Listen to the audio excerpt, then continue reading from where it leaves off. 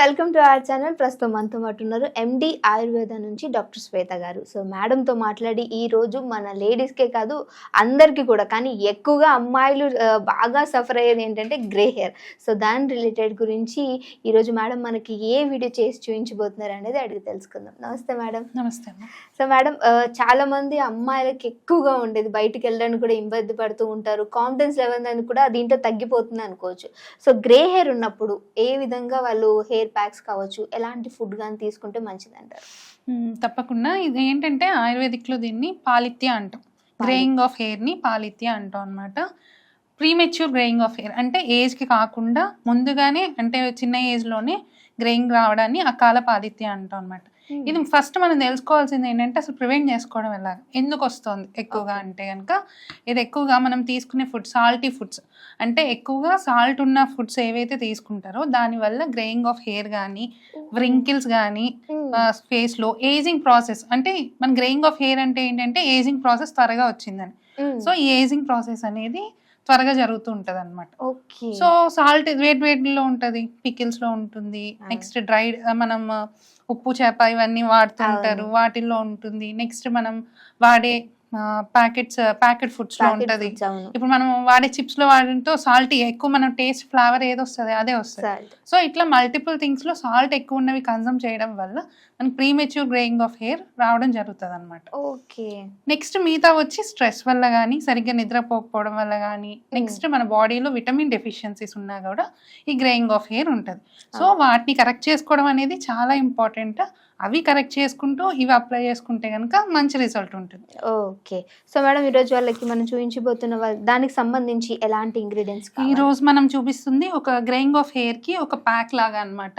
ఇది రెగ్యులర్ గా అప్లై చేసుకుంటూ నేను ఇందాక చెప్పిన వాటిని కంట్రోల్ చేసుకుని మంచిగా కరెక్షన్స్ చేసుకుని మంచి ఫ్రూట్స్, వెజిటబుల్స్, వాటర్, మంచి హెల్దీ లైఫ్ స్టైల్ ఫాలో అవుతుంటే కనుక మంచి రిజల్ట్ ఉంటుంది ఈ ప్యాక్ అన్నమాట.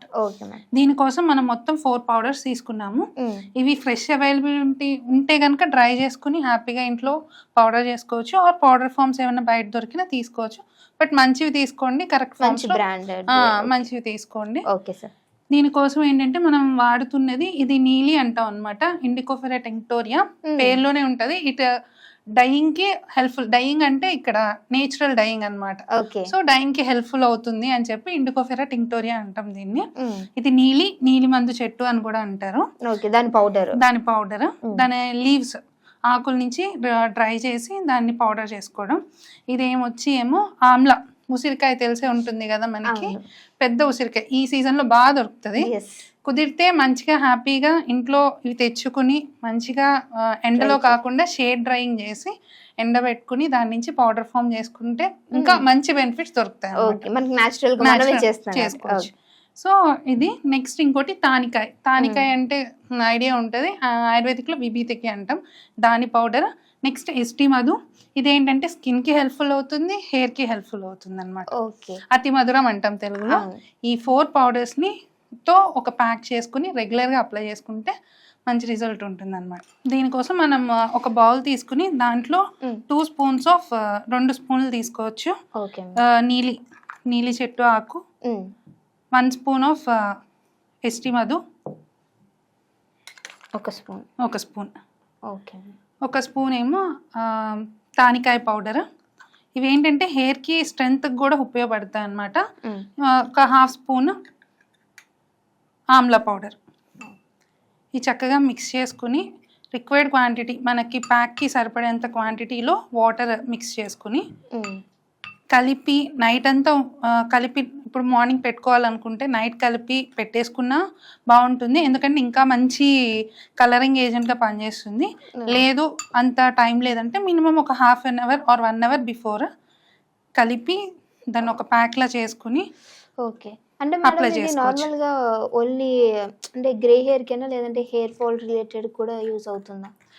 ఖచ్చితంగా. ఇప్పుడు మనం చెప్పిన వాటిల్లో ఏంటంటే, ఇప్పుడు విభీతకి అని ఒకటి చెప్పాను, ఎస్టీ మధు అని ఒకటి చెప్పాను కదా, అవి ఏంటంటే హెయిర్ కి బాగా హెల్ప్ఫుల్ అవుతాయి. అండ్ హెయిర్ కి ఎక్స్టర్నల్ గా కావాల్సిన న్యూట్రిషనల్ సప్లై ఏదైతే ఉంటుందో అవి కూడా వీటి వల్ల అందుతుంది అనమాట. సో హెయిర్ స్ట్రెంగ్త్ అని అవుతాయి at the same time. And ఏదైతే మనం కలర్ గురించి మాట్లాడుతున్నామో గ్రేయింగ్ ఆఫ్ హెయిర్, సో దాన్ని కూడా మంచి కలర్ చేంజ్ అవ్వడానికి కూడా హెల్ప్ఫుల్ అవుతుంది. సో ఇప్పుడు చూసాం కదా, ఇలా చక్కగా పేస్ట్ లాగా చేసుకుని హెయిర్ కి మంచిగా అప్లై చేసుకుంటే మొత్తం హెయిర్ మొత్తం అప్లై చేసుకోవచ్చు. అప్లై చేసుకుంటే కనుక మన మామూలు బ్లాక్ కలర్ ఏది ఉందో హెయిర్ కి అది రిటైన్ అవుతుంది. ఇంకా మళ్ళీ గ్రే అవ్వకుండా, అండ్ గ్రే కలర్ హెయిర్ ఏదైతే ఉందో అది నిదానంగా బ్లాక్ కలర్ కి మారుతుంది అనమాట. Okay, thank you so much madam, చాలా మంచి ఇన్ఫర్మేషన్. సో ఇది మా ప్రేక్షకులు బాగా ఎక్కువగా చూసే వీడియోస్ ఏవి, ఎందుకనంటే ఈ మధ్య చిన్న పిల్లలకు కూడా సంబంధం లేకుండా గ్రే హెయిర్ అనేది వచ్చి ఉంది. సో ఇలా న్యాచురల్గా మన ఇంట్లో దొరికేటువంటి వాటితోటి, సో మార్కెట్లో కూడా మనకి చాలా అవైలబుల్గా ఉంటాయి, లేదంటే ఇంట్లో కూడా ట్రై చేయొచ్చు. సో ఈ బ్యాక్ వాడిన తర్వాత మీ రిజల్ట్ అనేది డెఫినెట్గా కింద కామెంట్ చేయండి. మీకు ఇంకా ఇలాంటివి ఏమైనా వీడియోస్ కావాలంటే కింద కామెంట్ చేసిన సో మేడంతో మాట్లాడి ఆ వీడియోస్ ఎలా చేయొచ్చు, దాని మెడికల్ ప్రాపర్టీస్ ఏంటి అన్నీ కనుక్కొని మీ ముందుకు తీసుకురావడానికి ట్రై చేస్తాం. Thank you so much for watching.